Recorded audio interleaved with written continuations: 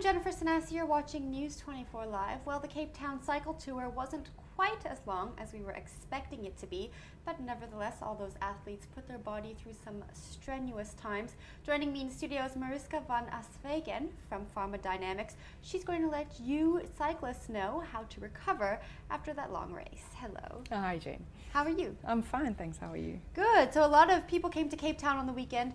The race was shortened to 47 kilometers, but that's still a long time to be cycling, and I imagine the athletes had prepared for a longer race, so the training was quite strenuous.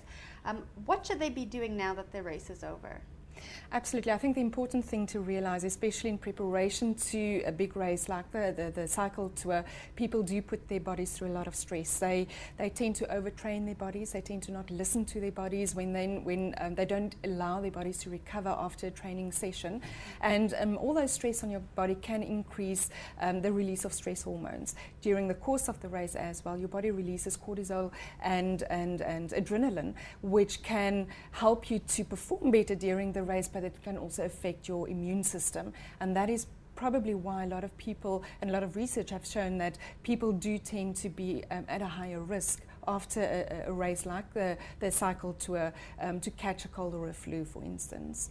So you're saying that the cyclists may be at a higher risk to catch cold or flu. Now, what do we do then? How do we prevent ourselves from getting cold or flu at this time?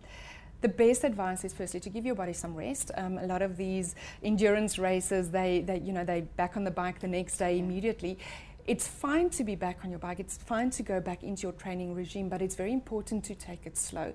Allow your body at least about 72 hours after a race, because your immune system can be lower for the first 72 hours after a big race. So allow your body some time to recover and some time to rest for your immune system to kick back into action before you start with the hard training sessions again. And by that you can either take a couple of days off, or you can just reduce the incident or the intensity of your training session for a couple of days before you go back into a full training regime. Now, when it comes to eating habits, nutritional supplements, this kind of thing, is there anything that racers should be looking at? Your diet is obviously very important to not only help you perform at your best, but to also help boost your immune system. So your fresh veggies and so forth, your green vegetables are very high in your vitamins and nutrients that will help boost your immune system. So it's very important to have a balanced diet, to eat a healthy diet. And often after a race, people prepare quite a long time, so they follow very strict diets, and then after a race, they just let it all go.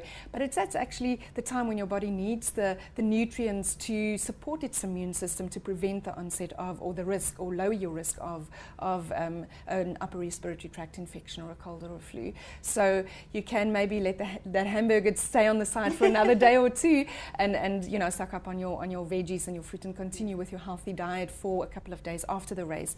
Your body needs that support of the immune system as well. Now, is healthy diet enough, or should cyclists be taking some supplements? If you do train hard, and especially during a race, there are a couple of things that we must remember. Firstly, yes, you can supplement your body with an immune booster supplement containing, for instance, zinc or vitamin C. Very basic. You don't need a long list of ingredients, but keep it basic. But during the race as well, you have to keep your body hydrated.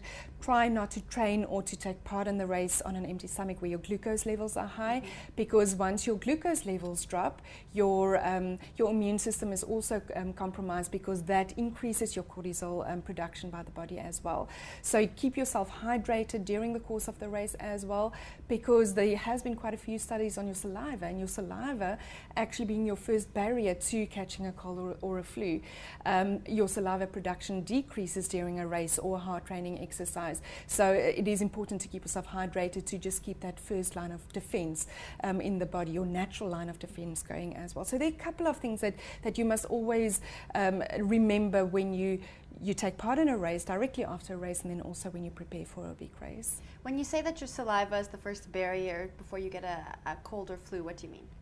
Basically, your saliva has been shown to prevent contracting those viruses if it is in the air. It's also boosts your immune system. So there's some properties in your saliva that prevent the onset or lower your risk for a cold or a flu.